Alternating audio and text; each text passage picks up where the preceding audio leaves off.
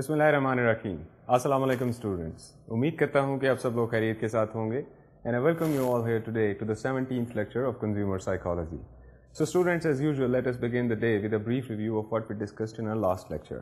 Students, our last lecture was a detailed discussion on the remaining aspects of the topics that we discussed, which were number 1, hybrid segmentation, number 2, benefit segmentation. Students, today let us start with a brief summary of what we discussed with reference to benefit segmentation and hybrid segmentation. Students, talking about benefit segmentation, we discussed کہ sometimes اس طرح سے ہوتا ہے کہ لوگوں کے life styles جو ہوتے ہیں وہ چینج ہونا شروع ہو جاتے ہیں, اور لائف سٹائلز چینج ہونے کی وجہ سے سرٹن پروڈکٹس ایسی ہوتی ہیں جن کی ڈیمانڈ زیادہ سے زیادہ بڑھنا شروع ہو جاتی ہے. مثال کے طور پر لائف سٹائلز چینج کرنے کی ایگزامپل میں نے آپ کو بتایا تھا کہ آج کل ہوتا کچھ اس طرح سے ہے کہ ہسبینڈ اور وائفس جو ہیں وہ دونوں مل کے کام کرتے ہیں. اس قسم کے ہاؤس ہولڈ کو کہتے ہیں dual income economies house hold. Dual income economies house hold کے اندر اگر آپ غور کریں تو آپ کو اندازہ ہوگا کہ اگر ہسبینڈ صبح 9 بجے جاب پہ جاتا ہے اور شام کو 5 بجے آتا ہے, تو بالکل اسی طرح سے وائف بھی صبح 9 بجے کام پہ جاتی ہیں اور شام کو 5 بجے آتی ہیں. Because this is modern age, اور اس ماڈرن ایج کے اندر خواتین جو ہیں وہ مردوں کے ساتھ مل کر شانہ بشانہ کام کرتی ہیں. لیکن سوچنے کی بات یہ ہے کہ جب ہسبینڈ اور وائف دونوں مل کر کام کرتے ہیں تو گھریلو ذمہ داریاں کون سر انجام دے گا, بچوں کا خیال کون رکھے گا, بچوں کے لیے کھانا کون بنائے گا. تو اس قسم کی پرابلمس جو ہیں وہ ماڈرن لائف سٹائل میں آنا شروع ہو جاتی ہیں. لیکن کیا اس کا مطلب یہ ہے کہ خواتین کام کرنے بند شروع کر دیں؟ کیا اس کا مطلب یہ ہے کہ خواتین دوبارہ سے اپنے پرانے رولز کے اندر چلی جائیں اور صرف گھر کے کام کریں اور باہر کے کاموں کو بند کر دیں؟ نہیں, اس کا مطلب یہ ہے کہ اس چینجنگ لائف سٹائل کے اندر ہمیں اس کو اکوموڈیٹ کرنے کے لیے ضروری ہے کچھ ایسی پروڈکٹس جو وقت کو ضائع ہونے سے بچائیں, اور ہسبینڈ اور وائف کے پاس جو تھوڑا بہت وقت ہوتا ہے گھریلو ذمہ داریاں سر انجام دینے کے لیے, وہ اس تھوڑے سے وقت کے اندر وہ گھریلو ذمہ داریاں سر انجام دے سکیں. اسٹوڈینٹس, اگر آپ غور کریں تو اس چینجنگ لائف سٹائل کی وجہ سے آپ کے ذہن میں کیا کوئی پروڈکٹس ایسی آتی ہیں جو اس چینجنگ لائف سٹائل کو سپورٹ کرتی ہیں, اور اس ڈفرینٹ لائف سٹائل میں جو آج سے 50 سال پہلے نہیں تھا, اس ڈفرینٹ لائف سٹائل کو کس طرح سے سپورٹ کیا جا سکتا ہے؟ کون سی ایسی پروڈکٹس ہیں جو خواتین کو اور مردوں کو اپنی بڑھتی ہوئی ذمہ داریوں کے ساتھ ساتھ اپنی گھریلو ذمہ داریاں بھی سر انجام دینے میں مدد دیں؟ جی ہاں, ہم نے ڈسکس کیا تھا last time microwave oven کی ایگزامپل کو. مائکرو ویو اوون ایک جدید طریقہ ہے کھانے کو بنانے کا یا کھانے کو گرم کرنے کا.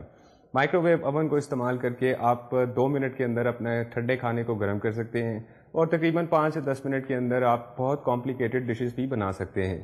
مثال کے طور پر اگر آپ کو چکن سوپ بنانے کی ضرورت ہے جو چائنیز اسٹائل کا چکن سوپ ہو, تو پہلے اس کو بنانے کے لیے کمپلیکیٹڈ ریسیپیز ہوتی تھیں اور اس کو بنانے کے لیے کچھ کافی زیادہ وقت درکار ہوتا تھا. لیکن آپ آج کے زمانے میں بازار سے ایک fast cooking recipe Chinese soup کی خرید سکتے ہیں, اور گھر لا کے آپ صرف پانی کے اندر اس کوکنگ سوپ کے پاؤڈر کو ڈالیں اور مائکرو ویو کو چلا دیں, اور 2 منٹ میں آپ کو تیار کوکنگ سوپ ملے گا, چائنیز سوپ مل جائے گا. تو اسٹوڈینٹس, بڑھتی ہوئی ذمہ داریوں کا خیال رکھنے کے لیے مائکرو ویو اوون جو ہے یہ ایک بیسٹ پروڈکٹ ہے, اور آج کل کے زمانے میں کچنس کے اندر اگر مائکرو ویو اوون نہ ہو تو کچنس کو کمپلیٹ نہیں سمجھا جاتا, کیونکہ مائکرو ویو اوون کی وجہ سے both husband and wife are able to fulfil their cooking responsibilities at the home.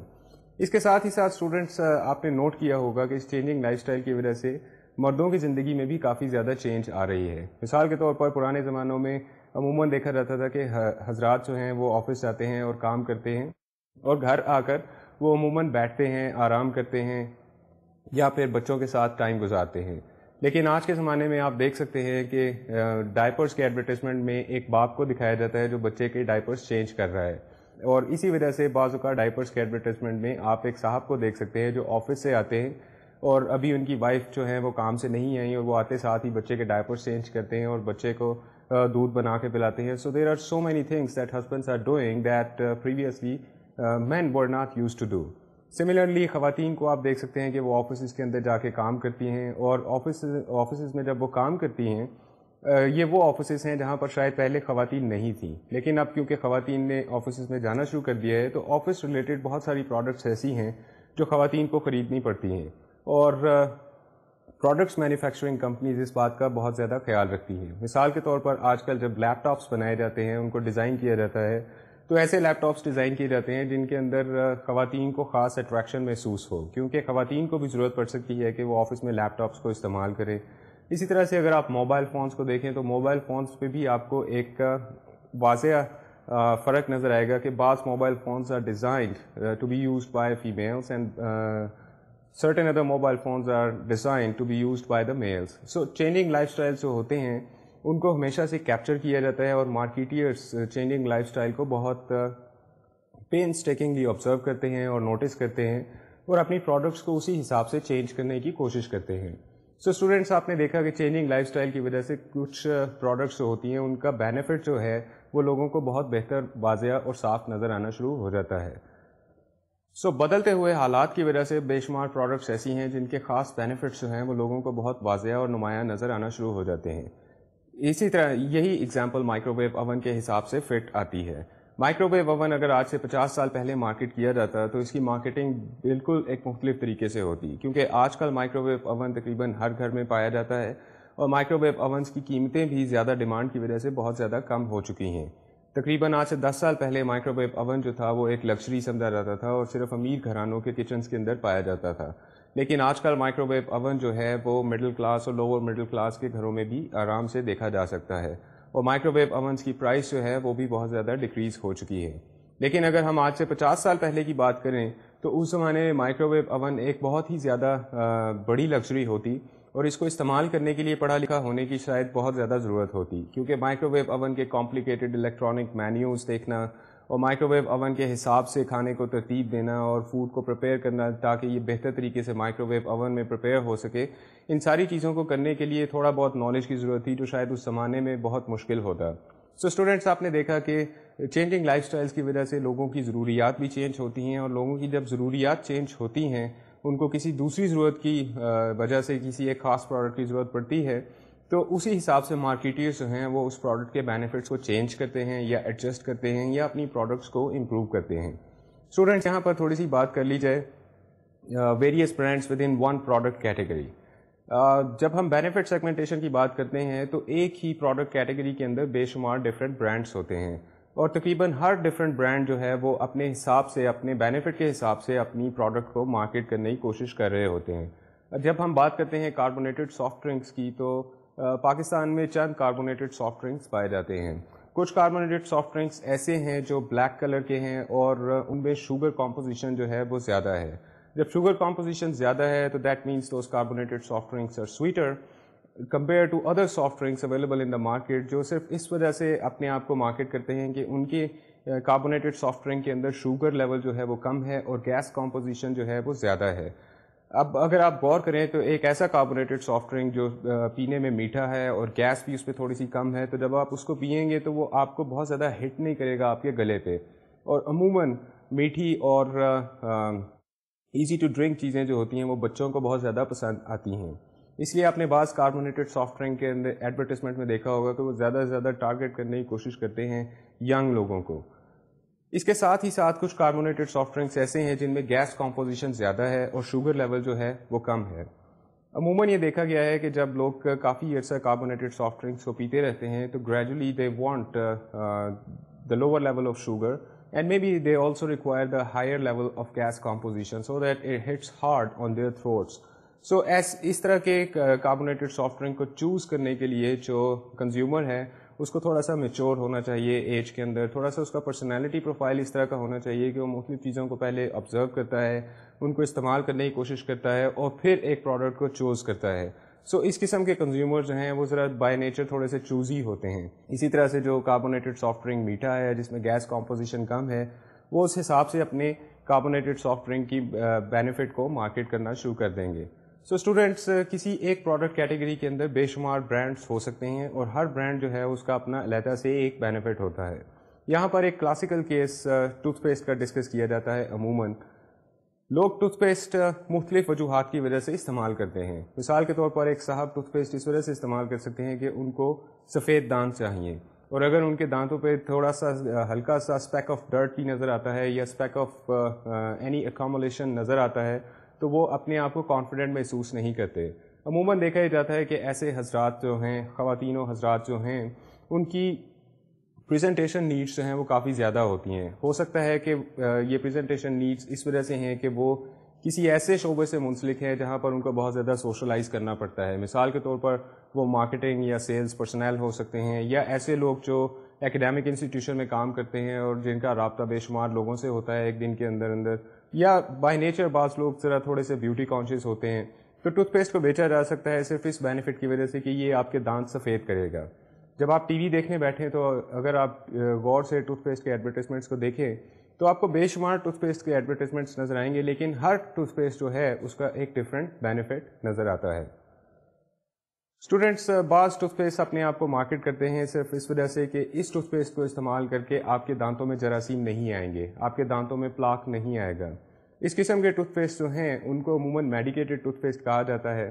اور میڈیکیٹڈ ٹوتھ پیسٹ استعمال کرنے کا فائدہ کچھ اس طرح سے ہے کہ اگر بچے اس میڈیکیٹڈ ٹوتھ پیسٹ کو استعمال کرتے ہیں تو بچے جو ہیں وہ بہت زیادہ میٹھی چیزیں کھاتے ہیں، بہت زیادہ میٹھی چیزیں کھانے کے شوقین ہوتے ہیں، اور اس کے ساتھ ہی ساتھ ان کے ٹوتھ پیسٹ کرنے کا ٹائم ٹیبل جو ہے وہ بہت زیادہ ارریگولر ہوتا ہے. بعض اوقات وہ اپنے دانت صاف کرتے ہیں، بعض اوقات اپنے دانت صاف کرنے بھول جاتے ہیں یا کیئرلیس ہو جاتے ہیں، جس کی وجہ سے اگر بچوں کے دانتوں میں جراثیم آنے شروع ہو جائیں یا ان کے دانتوں کو کیڑا لگنا شروع ہو جائے تو پیرنٹس کو بچوں کو ڈینٹسٹ کے پاس لے کے جانا پڑتا ہے. اگر یہی بچے میڈیکیٹڈ ٹوتھ پیسٹ استعمال کر رہے ہیں تو چانسز آر کہ ان کے دانتوں میں کیڑے لگنے کم ہو جائیں گے، جس کی وجہ سے پیرنٹس کو ان کو ڈینٹسٹ کے پاس کم سے کم لے جانا پڑے گا. اب جب ان کو ڈینٹسٹ کے پاس کم سے کم لے جانا پڑے گا تو ان کا ڈینٹل بلز جو ہیں وہ کم ہو جائیں گے، اور ڈینٹل بلز سے جو اماؤنٹ بنتی ہے وہ اس رقم کو سیو کر سکتے ہیں اور اس کو کسی اور چیز کے اندر استعمال کر سکتے ہیں. اس ساری تھیوری کا، اس ساری اسٹوری کا مقصد یہ ہے کہ بالکل اسی بیسس کے اوپر ایک میڈیکیٹڈ ٹوتھ پیسٹ کا ایڈورٹیزمنٹ جو ہے اس کو ڈیزائن کیا جا سکتا ہے. آپ ایک لائف سٹائل دکھا سکتے ہیں جس کے اندر بچے ہیں، اور آپ اس لائف سٹائل کے اندر بچوں کی ان ضروریات کو مد نظر رکھ سکتے ہیں کہ بچوں کے دانتوں پہ اکثر کیڑا لگ جاتا ہے، اور اگر آپ یہ میڈیکیٹڈ ٹوتھ پیسٹ استعمال کریں گے تو بچوں کے دانت جو ہیں وہ مضبوط ہوں گے اور سفید ہوں گے اور صاف ستھرے رہیں گے اور بچے ہیلدی رہیں گے. سو within one product category there are many different brands، اور ہر برانڈ کا اپنا ایک یونیک بینیفٹ ہوتا ہے جو مارکیٹ کرنے کی کوشش کرتے ہیں مارکیٹرز. اسٹوڈینٹس، یہاں سے بات تھوڑی سی آگے بڑھاتے ہیں اور بات کرتے ہیں ہائبرڈ سیگمنٹیشن کی. جب ہم ہائبرڈ سیگمنٹیشن کی بات کرتے ہیں تو اس کا مطلب یہ ہے کہ کسی ایک سیگمنٹیشن کے طریقے کے ساتھ ساتھ کسی دوسرے سیگمنٹیشن کے طریقے کو بھی استعمال کر لیا جائے. مثال کے طور پر ہم جیوگرافک سیگمنٹیشن کے ساتھ ڈیموگرافک سیگمنٹیشن کو کمبائن کر سکتے ہیں، یا ہم ڈیموگرافک سیگمنٹیشن کے ساتھ سائیکوگرافک سیگمنٹیشن کو کمبائن کر سکتے ہیں. مختلف قسم کی سیگمنٹیشنز کو کمبائن کرنے کا بنیادی مقصد یہ ہوتا ہے کہ اپنے ٹارگٹ کنزیومرز کو بہتر سے بہتر طریقے سے انڈرسٹینڈ کیا جا سکے اور ان کو پن پوائنٹ کیا جا سکے کہ کون سے کنزیومرز ہیں ہمارے، اور ان کی کیا لوکیشنز ہیں، ان کی کیا ڈیموگرافک پروفائل ہیں، ان کا لائف سٹائل پروفائل کیا ہے، تاکہ ہم پروڈکٹ کی مارکیٹنگ اسٹریٹجی کو ان کی ضروریات، ان کے کلچر اور ان کے رہن سہن اور رکھ رکھاؤ کے حساب سے ڈیزائن کر سکیں. سو اسٹوڈینٹس، جب بھی ایک سے زیادہ سیگمنٹیشن کے طریقوں کو کمبائن کیا جاتا ہے ایک یونیک مارکیٹ سیگمنٹیشن بنانے کے لیے تو اس کو کہا جاتا ہے ہائبرڈ سیگمنٹیشن. ہائبرڈ سیگمنٹیشن کے اندر دو کیٹیگریز جو ہیں وہ بہت پاپولر ہیں. These are called number 1 demographic psychographic profiles and number 2 geodemographic profiles. آئیے تھوڑی سی بات کرتے ہیں ڈیموگرافک سائیکوگرافک پروفائلز کے بارے میں. ڈیموگرافک سیگمنٹیشن کا مطلب یہ ہے کہ کسی بھی پاپولیشن کو مختلف کریکٹرسٹکس کے حساب سے کیٹیگرائز کیا جا سکتا ہے. اس کی سادہ سی مثال یہ ہے کہ کسی ایک پاپولیشن میں یہ دیکھا جا سکتا ہے کہ اس میں خواتین کی تعداد کتنی ہے، اس میں مردوں کی تعداد کتنی ہے، اور اس میں بچوں کی تعداد کتنی ہے. اس کے ساتھ ہی ساتھ ہم دوسرے فیکٹرز کو بھی دیکھ سکتے ہیں کہ اس سرٹن پاپولیشن کے اندر کتنے لوگ ہیں جو گریجویٹس ہیں، کتنے لوگ ہیں جو لٹریٹس ہیں، کتنے لوگ ہیں جو الٹریٹس ہیں. سو کسی بھی ایک پاپولیشن کی مختلف کریکٹرسٹکس ہوتی ہیں جس کے حساب سے اس پاپولیشن کو کیٹیگرائز کیا جاتا ہے، اور مارکیٹرز جو ہیں وہ ڈیموگرافک پروفائل کنسٹرکٹ کرتے ہیں اپنے ٹارگٹ کنزیومرز کا تاکہ وہ ان کو بہتر سے بہتر طریقے سے انڈرسٹینڈ کر سکیں. اس کے ساتھ ہی ساتھ ہم نے ڈسکس کیا تھا سائیکوگرافک پروفائل کو. جب ہم سائیکوگرافک پروفائل کی بات کرتے ہیں تو ہم بات کرتے ہیں لوگوں کے لائف سٹائل کی، کہ لوگ کس طرح سے زندگی گزارتے ہیں، ان کی سوچ کا محور کیا ہے، وہ عموماً کس طرح کے کپڑے پہنتے ہیں، کس طرح سے بات چیت کرتے ہیں، کیا چیزیں ان کے لیے امپورٹنٹ ہیں، کیا چیزیں ایسی ہیں جن کے حساب سے وہ اپنے آپ کو انٹرٹین کرنا چاہتے ہیں، کون سے پروگرامز ہیں جن کو وہ پسند ہیں، وہ کیا پرسنالٹی پروفائل ہے، ایک ایوریج پرسنالٹی پروفائل کیا ہے جو ریپرزینٹ کرتا ہے ایک سرٹن سیگمنٹ آف سوسائٹی کو. تو اسٹوڈنٹس، مارکیٹرز جو ہیں وہ عموماً ڈیموگرافک اور سائیکوگرافک پروفائلز کو آپس میں یونائٹ کر دیتے ہیں تاکہ وہ اپنی پروڈکٹ کو بہتر طریقے سے سیگمنٹ کر سکیں. جب بھی ڈیموگرافک سائیکوگرافک پروفائلنگ کو یوز کیا جاتا ہے تو اس پروفائلنگ کو یوز کرنے کا مقصد ہوتا ہے 3 بنیادی سوالات کا جواب حاصل کرنا. وہ 3 بنیادی سوالات کیا ہیں آئیے دیکھتے ہیں سلائڈ پہ. وہ 3 بنیادی سوالات ہیں. Number 1 whom should we target؟ وہ کون سے لوگ ہیں یا کون سی سیگمنٹ آف سوسائٹی ہے جس کو ہمیں ٹارگیٹ کرنا ہے. جب ہم ان کو ٹارگیٹ کریں گے تو ہمیں ان سے کیا کہنا ہے. So naturally the second question is what should we سے.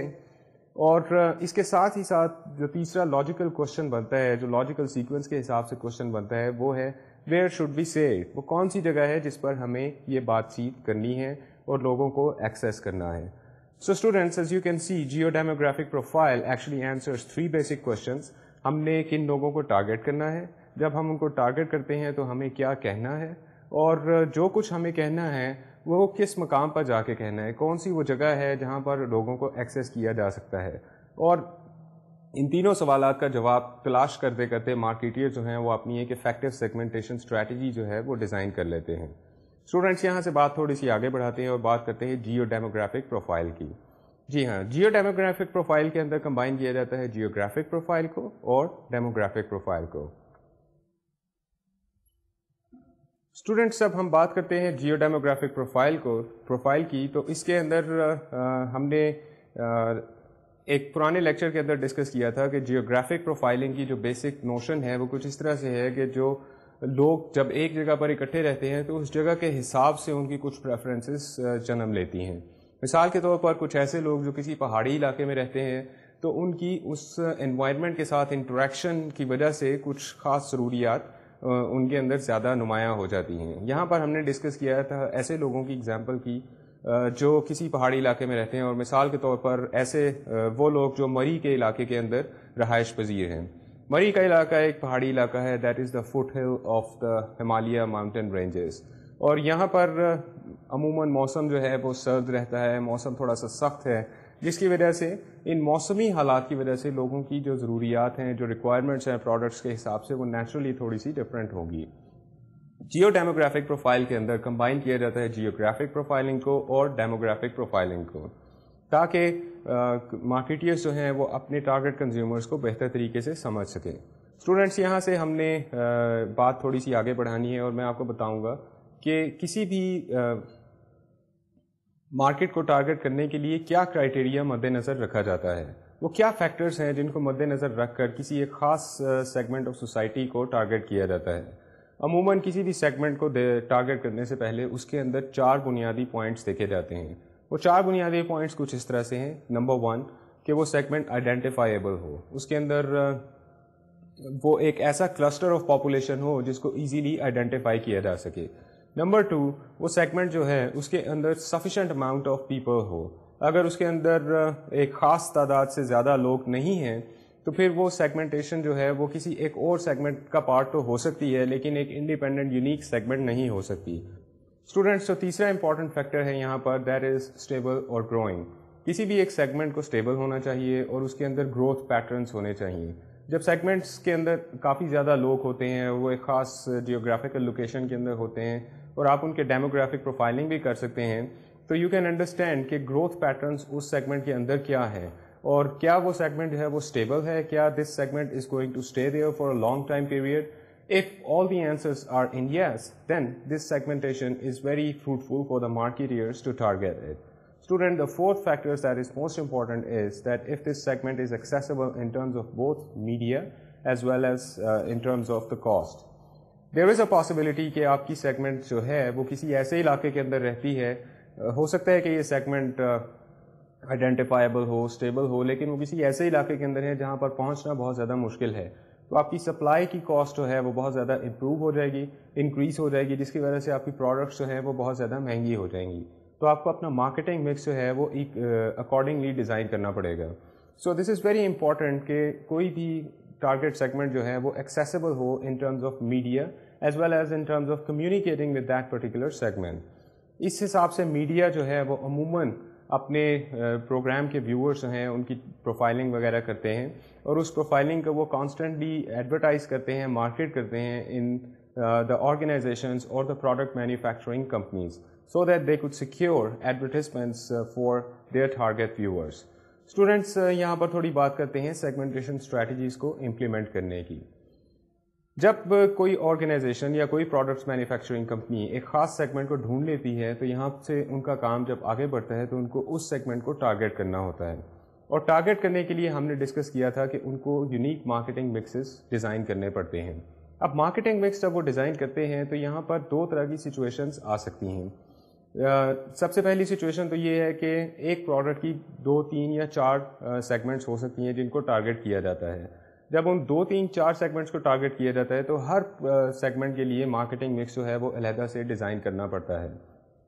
اسی طرح سے اگر ٹارگیٹ سیگمنٹ صرف ایک ہی ہے تو اس کے لیے ایک انڈیویجول مارکیٹنگ مکس ڈیزائن کرنا پڑے گا تاکہ بہتر سے بہتر طریقے سے کانسنٹریٹ کیا جا سکے اس مارکیٹ سیگمنٹ کے اوپر۔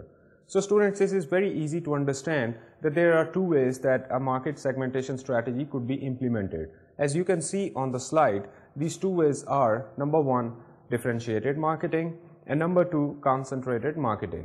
Differentiated marketing means targeting several segments using individual marketing mixes. اس کا مطلب ہے کہ جو بے شمار سیگمنٹس ہیں جن کو ٹارگیٹ کر رہی ہے ایک پروڈکٹ مینوفیکچرنگ کمپنی، وہ ہر سیگمنٹ کے لیے ایک انڈیویجول مارکیٹنگ مکس ڈیزائن کرے گی۔ And concentrated marketing means targeting just one segment with a unique marketing mix. اس کا مطلب یہ ہے کہ اگر مارکیٹ سیگمنٹ ایک ہی ہے تو اس کے لیے ایک انڈیویجولائزڈ کسٹمائزڈ مارکیٹنگ مکس جو ہے وہ ڈیزائن کیا جائے گا۔ اسٹوڈنٹس آئیے تھوڑا سا بات کر لیتے ہیں ڈفرینشیٹڈ مارکیٹنگ کے بارے میں۔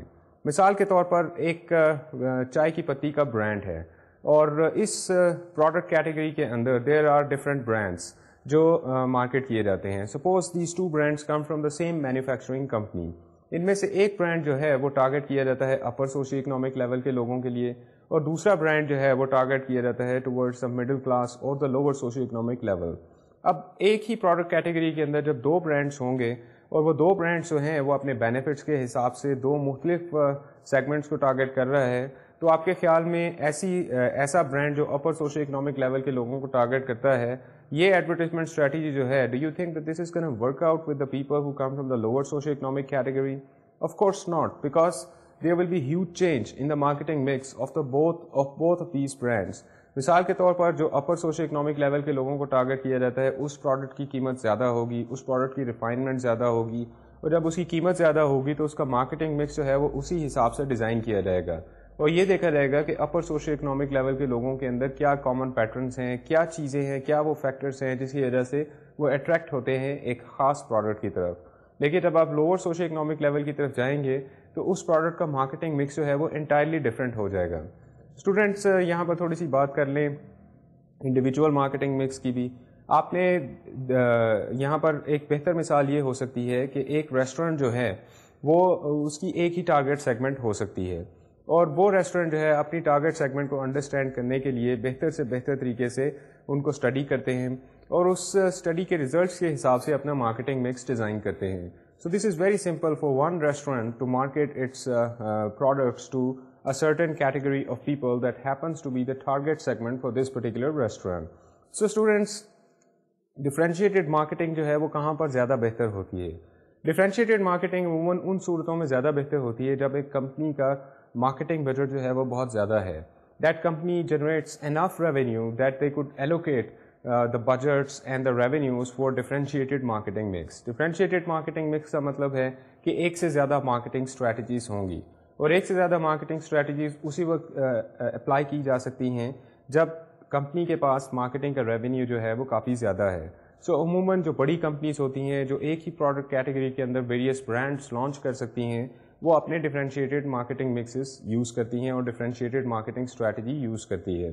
عموماً کانسنٹریٹڈ مارکیٹنگ اسٹریٹجی جو ہے وہ ان کمپنیز کے لیے زیادہ فروٹفل ہوتی ہے جو ایک ہی برانڈ کو لانچ کر رہے ہوتے ہیں اور ان کا مارکیٹنگ بجٹ جو ہے وہ کمپیریٹیولی کم ہوتا ہے۔ جب یہ چھوٹی کمپنیز جو ہیں یہ آہستہ آہستہ بڑی ہوتی ہیں اور ایک پروڈکٹ کیٹیگری کے اندر 2 یا اس سے زیادہ برانڈس لانچ کرتی ہیں، تو دیٹ مینس کہ ان کے پاس انف ریونیو ہے تاکہ وہ ڈفرینشیٹڈ مارکیٹنگ کے اندر جا سکیں۔ سو اسٹوڈنٹس یہ بات تھی کانسنٹریٹڈ اور ڈفرینشیٹڈ مارکیٹ سیگمنٹیشن کی۔ آئیے میں آپ کو تھوڑا سا کاؤنٹر سیگمنٹیشن کے بارے میں بتا دوں۔ کاؤنٹر سیگمنٹیشن مینس کہ بعض اوقات کچھ سیگمنٹس ایسی ہوتی ہیں جو وقت کے ساتھ ساتھ ایک دوسرے کے اندر ڈیزالو ہو جاتی ہیں۔ اس کی ایک بہترین اگزامپل کچھ اس طرح سے ہوگی، مثال کے طور پر ایک یونیورسٹی اناؤنس کرتی ہے بہت سارے ڈفرینٹ کورسز، لیکن وہ بہت سارے ڈفرینٹ کورسز جو ہیں وہ پڑھا نہیں پاتے۔ اب جب وہ پڑھا نہیں پاتے تو اس کی وجہ یہ ہوتی ہے کہ بہت سارے کورسز کے اندر شاید ان کے پاس اسٹوڈنٹ انرولمنٹ پوری نہیں آ رہی. اگر اسٹوڈنٹ انرولمنٹ پوری نہیں آ رہی تو اتنے سارے ٹیچرز جو انہوں نے بے شمار کورسز پڑھانے کے لیے ہائر کیے ہوئے ہیں ان کی سیلریز جا رہی ہیں اور ان کا ایکسپینس ہو رہا ہے. سو بعض اوقات یونیورسٹیز کے لیے کاؤنٹر سیگمنٹیشن کی اسٹریٹجی بہت بہتر حل ہوتی ہے اس قسم کی سچویشن کے لیے.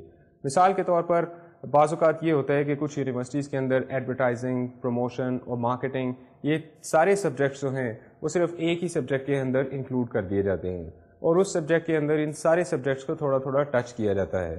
Resultantly there is only one teacher who is giving one course اور اس کورس کے اندر اسٹوڈنٹس جو ہیں ان کو اپرچونیٹی ملتی ہے ان سارے کورسز کو اسٹڈی کرنے کی. بجائے اس کے کہ یہ university waits for the more students to come and enrol, they can launch a course that is a mix-up of various courses and they can have only one teacher. So this is the strategy of counter segmentation, جس کے اندر ایک segment جو ہے وہ 2-3 segments کے اندر dissolve ہو جاتی ہے اور وہ 2-3 سیگمنٹس مل کے ایک سیگمنٹ کو جنم دیتی ہیں. Students, this was the end of the chapter number 3. ہم نے مارکیٹ سیگمنٹیشن کو ڈیٹیل میں اس چیپٹر کے اندر اسٹڈی کیا. امید ہے کہ آپ کو یہ چیپٹر انٹرسٹنگ لگا ہوگا اور اس کے اندر کافی ساری کی ٹرمینالوجیز ہیں جو آپ نے لرن کی ہوں گی. میں آپ کو ایک چھوٹا سا ریویو دے دوں کہ وہ کیا ٹرمینالوجیز جو ہیں جو ہم نے اس چیپٹر کے اندر ڈسکس کی ہیں. آئیے دیکھتے ہیں سلائڈ پہ. Those terminologies are number 1 activities, interest and opinions AIOs, then benefit segmentation, concentrated marketing, counter segmentation, demographic characteristics, demographic segmentation, differentiated marketing, geographic segmentation, mass marketing, market segmentation, positioning, psychographic inventory, psychographic segmentation, sociocultural variables, use-related segmentation, usage situation, hybrid segmentation. Students, آئیے اب شروع کرتے ہیں chapter number 4 کو. Chapter number 4's title is Environmental Influences. And this is very natural to understand from the title of the chapter that we are going to study all of those influences that are present within the environment of a certain individual who happens to be part of a certain segmentation that will be targeted by different products manufacturing companies. Students, life میں ہمیں بہت ضروری ہوتا ہے دوسرے لوگوں کے ساتھ ملاقات کرنا, میل جول کرنا. Socialisation takes major part of our daily lives. بہت کم لوگ ایسے ہوتے ہیں جو ایک دن کے حصے میں بہت کم لوگوں کو ملتے ہوں یا صرف اپنے آپ تک رہتے ہوں. عموماً ایسے لوگوں کو ہرمٹس کہا جاتا ہے. Apart from these few secluded hermits, most of the people have to meet with many different people in their daily lives. اور جب وہ بہت سارے لوگوں کے ساتھ ملتے ہیں تو وہ سوشلائز کر رہے ہوتے ہیں, نہ صرف دوسرے لوگوں کے ساتھ بلکہ جس جیوگرافیکل لوکیشن پر وہ رہتے ہیں اس جیوگرافیکل لوکیشن کے انوائرمنٹل ویریبلس بھی ان کے اوپر امپیکٹ کر رہے ہوتے ہیں. سو ایک انسان کی زندگی کے اندر انفلوئنسز آ رہی ہوتی ہیں نہ صرف ان لوگوں کی طرف سے جن سے وہ ملتے ہیں بلکہ اس انوائرمنٹ کی طرف سے بھی جس انوائرمنٹ کے اندر وہ رہتے ہیں. So this is very important to understand for the marketers کہ ایکسٹرنل انوائرمنٹل فیکٹرس کون سے ہوتے ہیں جو کسی ایک کنزیومر کے اوپر اثر انداز ہو رہے ہوتے ہیں.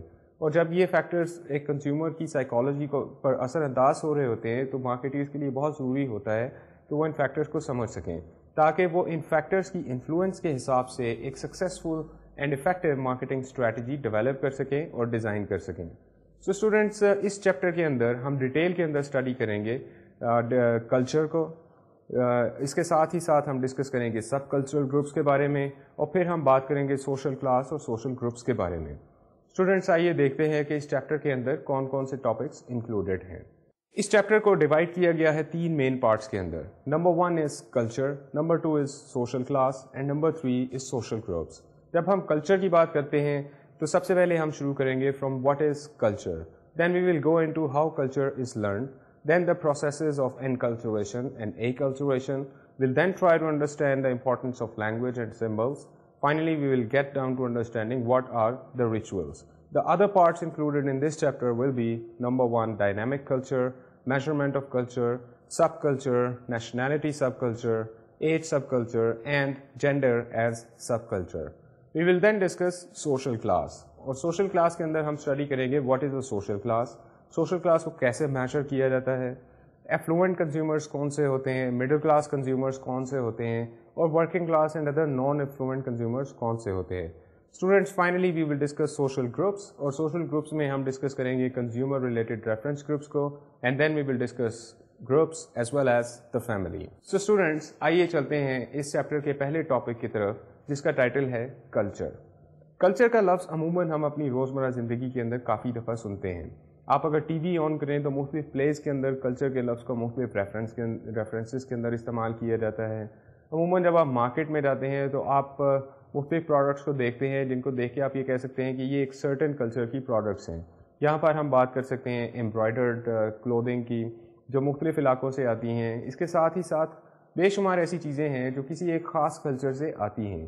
عموماً جو کلچرل پروڈکٹس ہوتی ہیں ان کے اندر ہمارا انٹرسٹ بہت زیادہ ہوتا ہے, کیونکہ وہ بہت ڈفرینٹ ہوتی ہیں اور یونیک ہوتی ہیں, اور ہم نے شاید وہ چیزیں پہلے اتنی زیادہ نہیں دیکھی ہوتی, جس کی وجہ سے ہمیں ان میں انٹرسٹ ہوتا ہے.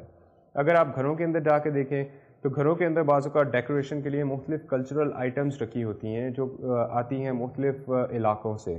سو culture is a very important concept and it has great ramifications in our personal and collective lives. لیکن کلچر دراصل ہے کیا؟ جب ہم اس لفظ کو اتنا زیادہ استعمال کرتے ہیں تو ہمیں انڈرسٹینڈ کرنے کی ضرورت ہے کہ کلچر دراصل کیا چیز ہے. اسٹوڈینٹس اس چیپٹر کے اسٹارٹ میں ہم ایکسپلور کریں گے کہ کلچر کیا چیز ہے اور کلچر کا کیا مطلب ہے.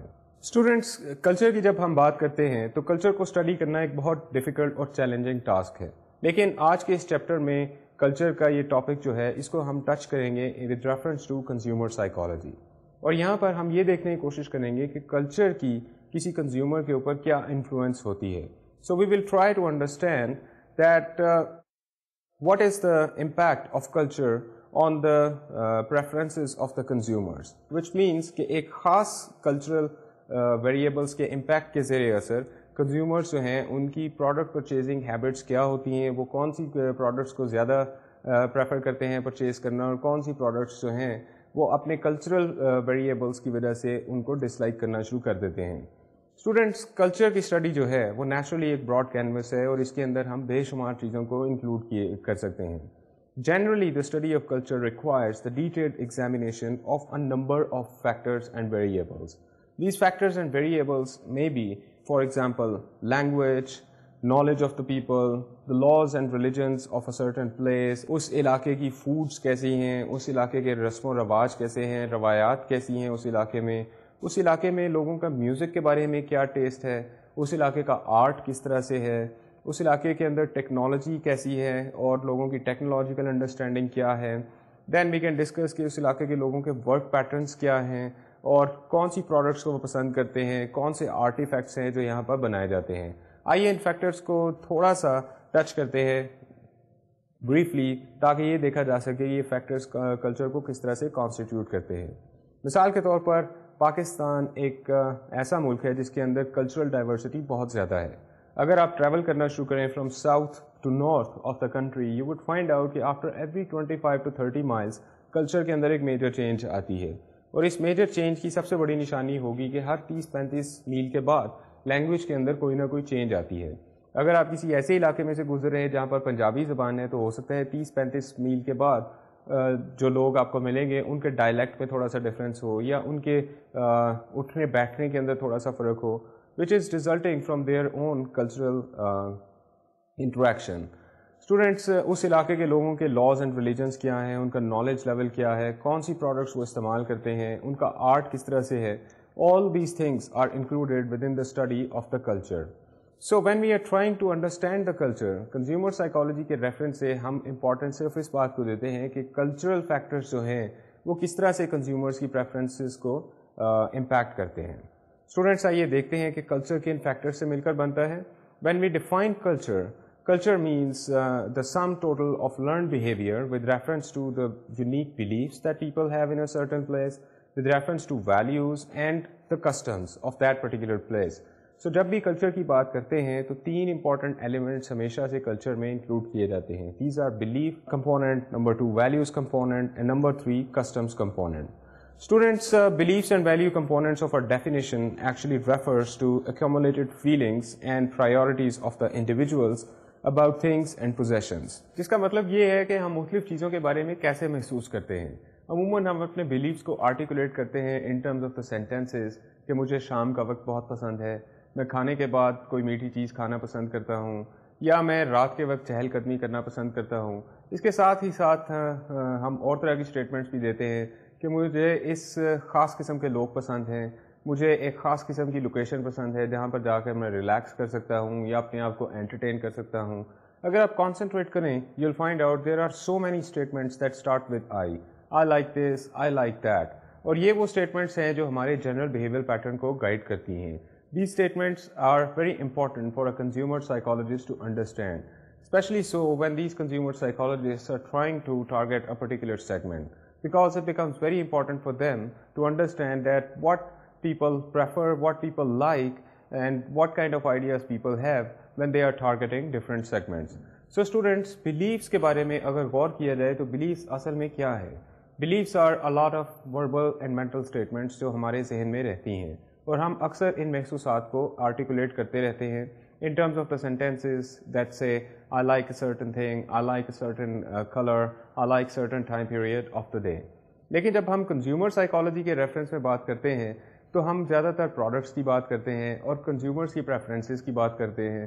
تو اس سلسلے میں عموماً آپ یہ سنتے ہوں گے لوگوں کو کہتے ہوئے کہ ایک خاص پروڈکٹ جو ہے وہ مجھے بہت پسند ہے، میں یہ خاص کاربونیٹڈ سافٹ ڈرنک زیادہ پسند کرتا ہوں بنسبت دوسرے کاربونیٹڈ سافٹ ڈرنک سے، یا میں ایک خاص اسٹور سے جب چیزیں خریدتا ہوں تو مجھے ہمیشہ یہ سیٹسفیکشن ہوتی ہے کہ یہ چیز اوریجنل ہوگی، یا پھر اس چیز کی کوالٹی بہت زیادہ ہائی ہوگی، یا پھر اکثر آپ نے سنا ہوگا لوگوں کو یہ کہتے ہوئے کہ اگر آپ نے کوئی اچھی چیز خریدنی ہے تو آپ اس اسٹور کے اوپر جائیں۔ اسی طرح سے عموماً گاڑیوں کے بارے میں لوگوں کے ویوز ہوتے ہیں، اور پاکستانی مارکیٹ جو ہے گاڑیوں کی وہ بہت چھوٹی مارکیٹ ہے۔ Hardly there are 8 or 10 different brands of cars which are being launched, اور ان برانڈس کے اسٹیریوٹائپس اتنے زیادہ ہو چکے ہوئے ہیں کہ لوگ جو ہیں کارز کے بارے میں ان برانڈس کے حساب سے سوچتے ہیں۔ There are certain kinds of cars جو بہت زیادہ مضبوط ہیں، جو بہت زیادہ ٹف ہیں، اور عموماً لوگ یہ کہتے ہیں کہ ہمیں یہ کار زیادہ پسند ہے کیونکہ اس کار کو لینے کا مقصد یہ ہے کہ آپ اگلے 10 سال تک سیف اینڈ سیکیور ہیں۔ دیکھنے والی بات یہ ہے کہ پاکستان کے اندر جب آپ ایک گاڑی خریدتے ہیں تو وہ گاڑی آپ کو ایک اگلے کئی سالوں تک چلانی ہے، اور جب آپ بہت ساری چیزوں کو چیک کرتے ہیں تو آپ اپنے بلیفس کے بارے میں جاننے کی کوشش کرتے ہیں۔ عموماً کار کے ریفرنس کے حساب سے ایک بلیف جو کنزیومرز کے اندر پایا جاتا ہے وہ کچھ اس طرح سے ہے کہ جناب یہ گاڑی اس لیے بہت بہتر ہے کہ یہ مارکیٹ کی گاڑی ہے۔ No what is this belief? Market کی گاڑی کا کیا مطلب ہے؟ مارکیٹ کی گاڑی کا مطلب یہ ہے کہ اگر آپ یہ گاڑی بیچنا چاہتے ہیں کچھ عرصہ استعمال کرنے کے بعد تو یہ گاڑی آرام سے بک جائے گی۔ کیا ہمیں گاڑی خریدنے سے پہلے یہ سوچنا چاہیے کہ اس گاڑی کو جب ہم بیچیں گے تو ہمیں اس کی کیا پرائس ملے گی؟ کیونکہ جب ہم گاڑی خریدتے ہیں تو ہم اس کو استعمال کرتے ہیں۔ We like the car because of certain features that are added into it. But in Pakistan, you would find out the car consumers are mostly thinking کہ یہ گاڑی مارکیٹ کی ہے یا نہیں، یا after some time period جب ہم اس کو بیچیں گے تو یہ کتنے میں بکے گی۔ دراصل اس بلیف کے پیچھے ایک امپورٹنٹ کلچرل اسپیکٹ یہ ہے کہ پاکستان کے اندر کارز کی پرائس جو ہے وہ بہت زیادہ ہے۔ Car is more like a property that people have, اور یہ پراپرٹی جو ہے یہ انکیش کرنے کی کسی بھی وقت ضرورت پیش آ سکتی ہے۔ ہو سکتا ہے کہ ایک دوسرے کلچر، ایک دوسرے ملک کے اندر گاڑیاں جو ہیں وہ اتنی مہنگی نہ ہوں اور گاڑی ایک پراپرٹی آئٹم اتنی زیادہ نہ سمجھی جاتی ہو جتنی پاکستان میں ہے، تو ایسے ملک کے اندر گاڑیاں بے شمار آتی ہیں اور ان کے نئے نئے ماڈلز آتے ہیں، اور لوگ گاڑیاں جو ہیں وہ آرام سے چینج کر لیتے ہیں کیونکہ گاڑیاں جو ہیں ان کو وہ خرید سکتے ہیں اور ان کی پرائسز جو ہیں وہ لو ہیں۔ So students, we will stay connected with the discussion of the beliefs, and when we talk about beliefs, always just remember that beliefs are the large mental statements that exist in our mind, and beliefs are constantly guiding our behaviors in certain direction. Belief سے ہم بات آگے کی طرف بڑھاتے ہیں تو ہمیں نیچرلی بات کرنی پڑے گی ویلیو سسٹم کی۔ اگر میں آپ سے پوچھوں کہ آپ کے بلیفس جو ہیں وہ گاڑیوں کے بارے میں کیا ہے تو you can write 10 or 15 different statements, لیکن جب ہم ویلیو کی بات کرتے ہیں تو ویلیو کے اندر ہم ایسے بلیفس کی بات کرتے ہیں جو زیادہ کلچرلی اپروپریٹ ہوتے ہیں۔ ویلیوز وہ بلیفس ہوتے ہیں جو ہمیں یہ بتاتے ہیں کہ کیا چیز صحیح ہے اور کیا چیز غلط ہے۔ یہ بلیفس جو ہیں یہ ہمارے مائنڈ میں بہت عرصے سے چل رہے ہوتے ہیں، اور عموماً یہ بلیفس جو ہیں وہ کانسٹنٹ رہتے ہیں۔ مثال کے طور پر this is very usual scene to see parents training their children in telling the truth. عموماً پیرنٹس جو ہیں وہ اپنے بچوں کو سکھا رہے ہوتے ہیں کہ بیٹا آپ نے ہمیشہ سچ بولنا ہے، اور سچ بولنے کا جو ویلیو ہے وہ ہمیشہ اپریشیٹ کیا جاتا ہے کسی بھی معاشرے میں. جب ہم مختلف معاشروں کو دیکھتے ہیں تو ہم ان معاشروں کو ان کے ویلیو سسٹمز کے حساب سے بھی آئیڈینٹیفائی کرنے کی کوشش کرتے ہیں اور ان کو ڈٹرمن کرنے کی کوشش کرتے ہیں. مثال کے طور پر آپ اگر پاکستانی معاشرے سے کسی دوسرے معاشرے میں جاتے ہیں تو آپ کو اس معاشرے کے لوگوں کے اندر سرٹن ویلیوز نظر آئیں گی جو شاید پاکستانی معاشرے کے اندر آپ کو نہیں نظر آتی. مثال کے طور پر اگر آپ کسی ویسٹرن کنٹری کے اندر جاتے ہیں تو وہاں کے ویلیو سسٹم کے مطابق خواتین جو ہیں وہ مردوں کے ساتھ شانہ بشانہ کام کرتی ہیں اور ان کے ویلیو سسٹم میں یہ بات ہوگی کہ اگر a certain lady has attained a certain age then definitely she must be working somewhere, and if she is not working somewhere then maybe she is wasting time, and if she is wasting time then maybe she is not a good person at all. سو ان کے value system میں خواتین کا تصور جو ہے اس کو guide کرنے کے جو ویلیوز ہیں وہ انٹائرلی ڈفرینٹ ہو سکتی ہیں پاکستانی معاشرے کے حساب سے. اسی طرح سے ایگزامپل ہیں، ہم اکثر جب بچے پیدا ہوتے ہیں اور آہستہ آہستہ گرو اپ کرنا شروع ہوتے ہیں تو ہم ان کو ڈسپلن سکھانے کی کوشش کرتے ہیں، اور ڈسپلن میں سب سے زیادہ بات ہم ان کو یہ بتاتے ہیں کہ آپ نے ایک خاص جگہ پر ہمیشہ وقت پر پہنچنا ہے. Using the time is very very important. So کسی بھی معاشرے کے ویلیو سسٹم کے اندر وقت کے بارے میں بے شمار ویلیوز ہوتی ہیں. سو اسٹوڈنٹس جب ہم بلیف سے ویلیو سسٹم کی طرف آتے ہیں تو پتہ یہ چلتا ہے کہ ویلیوز جو ہے یہ عموماً کانسٹنٹ رہتی ہیں اور ایک لمبے عرصے سے انڈیویجولس کے ذہنوں میں ایگزسٹ کر رہی ہوتی ہیں. لیکن کیا ویلیوز صرف ایک جنریشن کی بات ہے؟ اس کا جواب کچھ اس طرح سے ہے کہ اگر میں آپ سے سوال پوچھوں کہ کیا آج سے 50 سال پہلے لوگ اپنے بچوں کو یہ نہیں سکھاتے تھے کہ بیٹا آپ نے سچ بولنا ہے؟ No, this value system was in practice right from the day one since eternity. اور یہ ویلیو سسٹم جو ہے یہ ازل تک چلتا رہے گا اسی طرح سے. We are going to go on appreciating people who tell the truth, who are punctual by nature, who know how to use the time. ایسے لوگ جن کے پاس مینرس ہیں، جو دوسروں کا خیال رکھتے ہیں. پھر ویلیو سسٹم میں usually it addresses people's connection with other people, جہاں پر لوگوں کے رائٹس کی بات آ جاتی ہے. کیا آپ ایسے معاشرے کے اندر زندگی گزارنا پسند کریں گے جہاں پر لوگوں کے رائٹس کا خیال رکھا جاتا ہے، اور ایسے معاشرے کے اندر زندگی گزارنا پسند کریں گے جہاں پر لوگوں کی زندگی کا کو امپورٹنس دی جاتی ہے؟ سو ویلیو سسٹم کی جب ہم بات کرتے ہیں تو ویلیوز وہ بلیفس ہوتے ہیں جو ہمارے ذہن میں بہت عرصے سے پل رہے ہوتے ہیں. These are very ancient beliefs, اور جو وقت کے ساتھ چینج نہیں ہوتے. جب ہم بلیفس کی بات کرتے ہیں تو بلیفس جو ہیں وہ وقت کے ساتھ آہستہ آہستہ چینج ہونا شروع ہو جاتے ہیں. مثال کے طور پر ایک گاڑی اگر ہمیں آج پسند ہے تو ہو سکتا ہے کل ہمارا بلیف اس کے بارے میں ڈفرینٹ ہو، لیکن ویلیو سسٹم جو ہے وہ ہمیشہ کانسٹنٹ رہتا ہے. اور ویلیوز جو ہیں وہ مختلف انوائرمنٹس میں، مختلف جیوگرافیکل لوکیشنس میں، مختلف سوشل کنڈیشنز کے اندر values almost remain the same. There is hardly any change within the values. So students, you must always remember that beliefs, when those beliefs become values, then there is a certain element of permanence attached with those beliefs, and those beliefs would always guide your behavior towards right or wrong. غلط اور صحیح کا اندازہ ہمیشہ value system سے ہمیں ہوتا ہے. سو جب ہم ویلیوز کی بات کرتے ہیں تو دو طرح کی ویلیوز کے بارے میں ڈسکس کیا جا سکتا ہے. some are general values and some are specific values. Now what are the general values? General values کا مطلب یہ کچھ اس طرح سے ہے کہ ہم عام طور پر چیزوں کے بارے میں جس طرح سے سوچتے ہیں. مثال کے طور پر ہم عام طور پر یہ سوچتے ہیں کہ ہمیں اپنے بچوں کو ٹرین کرنا چاہیے ان discipline and in qualities like telling the truth. لیکن جب ہم کنزیومر سائیکالوجی کے ریفرنس سے بات کریں گے تو جنرل ویلیوز کا مطلب یہ ہے کہ ہم کون سی ایسی پروڈکٹس ہیں جن کے ساتھ اٹیچ کرتے ہیں ٹائٹل آف کوالٹی. مثال کے طور پر جب ہم کسی بھی پروڈکٹ کی کوالٹی کو میجر کرنے کی کوشش کرتے ہیں، یا کچھ لوگ آپ کو ملتے ہیں جو کہتے ہیں کہ یار یہ ایک سرٹن پروڈکٹ جو ہے اس کی کوالٹی بہت اچھی ہے، وہ کون سے فیکٹرز کو مد نظر رکھ کر اس پروڈکٹ کی کوالٹی کے بارے میں اندازہ کرنے کی کوشش کرتے ہیں. یوزلی اس قسم کی کوالٹی کی پرسیپشن کے اندر کانسٹیٹیوٹ کرتی ہیں ان کی جنرل ویلیوز. جنرل ویلیوز کا مطلب یہ ہے کہ جنرلی وہ کوالٹی کو کس طرح سے انڈرسٹینڈ کرتے ہیں. یہاں پر اسٹوڈنٹس میں آپ کو بتانا چاہوں گا کہ جب بھی ہم کوالٹی کی بات کرتے ہیں تو اس کے اندر پرائس جو ہے وہ ایک بہت امپورٹنٹ فیکٹر کنسیڈر کیا جاتا ہے. جب ہم کہتے ہیں کہ ایک خاص پروڈکٹ جو ہے اس کی کوالٹی بہت اچھی ہے تو ہو سکتا ہے کہ ہم یہ بتانے کی کوشش کر رہے ہوں کہ اس پروڈکٹ کی پرائس بہت زیادہ ہے، کیونکہ جب بھی دیکھا یہ جاتا ہے کہ جب بھی ہم کوئی پروڈکٹ خریدتے ہیں جس کی پرائس بہت زیادہ ہو تو ہم یہ ایکسپیکٹ کرتے ہیں، یہ ہماری جنرل پرسیپشن بن جاتی ہے کہ یہ پروڈکٹ جو ہے اس کی کوالٹی بہت اچھی. So what is a general value? The general value in this example is that for all those products for which you pay a higher amount of money, are usually interpreted as products that have greater quality, the better quality. इसके साथ ही साथ quality को determine किया जाता है कुछ और factors के हिसाब से भी. मिसाल के तौर पर अगर आपने प्रोडक्ट जो है वो एक ऐसे स्टोर से ख़रीदी है जो स्टोर आपको पसंद नहीं है, या उस स्टोर के ऊपर अमूमन आपको सस्ती चीज़ें मिलती हैं, या उस स्टोर के अंदर आपने अमूमन देखा होगा कि डिसिप्लिन अच्छा नहीं है, या फिर उसके अंदर सफाई अच्छी नहीं है, या फिर उस स्टोर के साथ आपका प्रीवियस एक्सपीरियंस बुरा रहा हो, तो आप उस स्टोर से जब भी प्रोडक्ट खरीद के लाएंगे तो आप समझेंगे कि शायद इसकी क्वालिटी के अंदर कोई ना कोई कॉम्प्रोमाइज़ ज़रूर होगा, शायद इस प्रोडक्ट की क्वालिटी इतनी अच्छी नहीं है. लेकिन इसके साथ ही साथ अगर आप इस प्रोडक्ट को ख़रीदते हैं किसी ऐसे स्टोर से जिस स्टोर पे आपका एतमाद है, every time you go on that particular store, you actually find yourself being thoroughly entertained because there are so many different products, you come across so many different people, और अमूमन वहाँ पर जितनी भी प्रोडक्ट्स आपको मिलती हैं उनकी क्वालिटी बहुत हाई है.